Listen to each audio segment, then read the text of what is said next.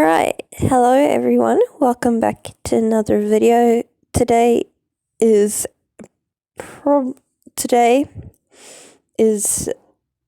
final part of As I Watch the World Burn. So here goes nothing. Endeavor point of view. Just as I said that, a blue glimpse of light appeared to my right. Well. If it isn't the number one hero, Endeavor, and his loyal dog, Hawks. Darby chuckled. You've guessed well, hero. You too, especially Endeavor. Has been on my mind for quite some time now. A hero who's good for nothing. A pathetic fool. Someone who isn't worthy of the ranks you've been given. Our plan worked perfectly. Everyone is so busy with what's happening to our lovely city that they won't even notice what's about to happen right now. Darby growled. Hawk's point of view. Who does he think he is? Does he really not understand what he's about to do right now? Going all out on Endeavor of all people is full-on suicide. If you think I've come alone, you're truly mistaken. As Darby said that, Nomu began filling the sky. Disgusting-looking creatures, as black as the night itself. They were only focused on us and nothing else. If they were brought to life only to feast on our remains once taken down. Endeavor point of view. I let out a grunt as I began burning the Nomus one for one. They looked much stronger now than last time I fought one. It sucked up my energy like a straw. I then kicked one into a building, making it collapse and hitting 3 others. Hawk's point of view. I looked angry at Darby. What do you want from us? I yelled in anger. Isn't it simple? I want to get rid of both of you. This world has already lost its symbol of peace. What do you think would happen if the number one hero faced the same fate as our precious All Might? Society would crumble to pieces one by one. You heroes are so pathetic. All you do is think you are saving humanity, but in reality, you are just wanting fame and fortune for the jobs you have been given. The League of Villains shall show the world how useless heroes are. We'll take you down one by one until there's none of you left. And when that time comes, I'll be the one laughing. Darby laughed as he got ready to attack me. I dodged. You're a fool for thinking you can take down both of us. Your opinion on society means nothing, because all you're telling is lies after lies, thinking it'll make you feel better about yourself. As I said that, I shot one of my feathers in the back of his head, making him fall over, but he quickly got up and blasted his shining fire right at me. Third person point of view. They continued a heated fight as Endeavor had big trouble with the Nomus. He still used his hell flame, trying to get a hold of everyone. The smoke from the city slowly began finding its way towards them. As fire began spreading faster and faster, nobody could get a grip on it. There were too many citizens at risk.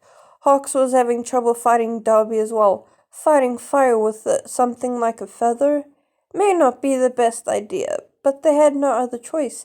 The city's fate was in their hands. He jumped and kicked and eventually got in a kick that made Darby lose his breath. He fell to the ground. Quickly, Hawks sat on his back and held a tight grip around his hands.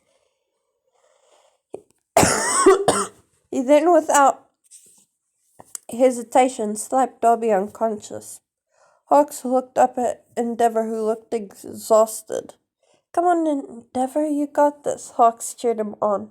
It was as if magic had struck him, and his hell flame expanded. Everything in his way got burned to ashes. He breathed heavily and fell to the ground. Endeavour, all my energy was used up. I couldn't lift a finger anymore. I smiled at Hawks, who sat on the unconscious Dobby.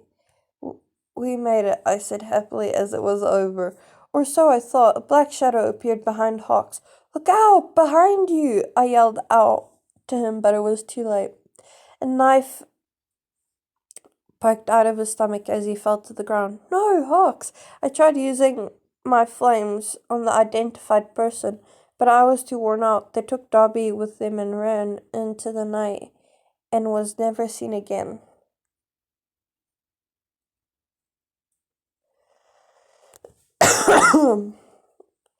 Endeavour point of view. I crawled towards Hawks and carefully lifted his head into my lap. Hawks, I called out, tears running down my face. Can you hear me? Answer me right now. It can't end like this, I sobbed.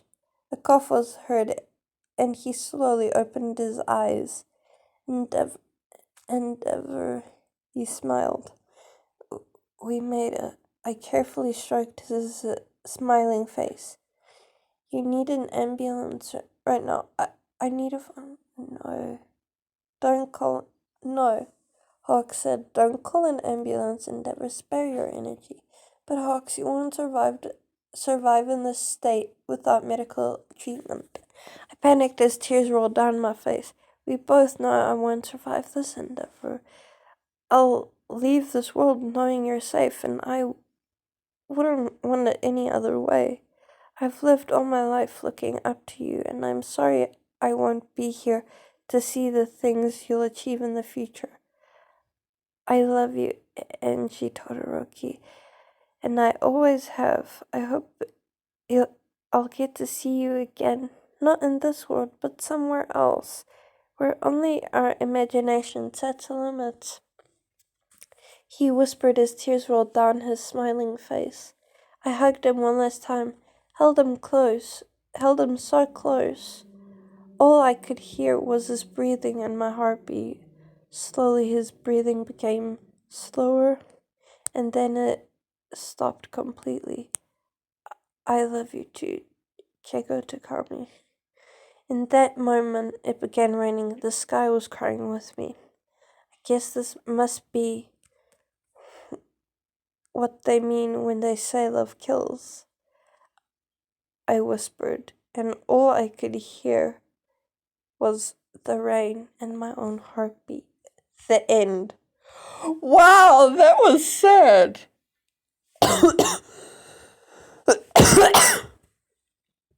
Wow, that was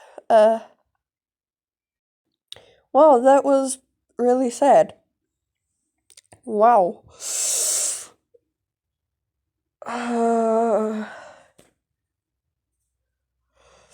Okay, anyway, that's the end of the story. Anyway, bye guys.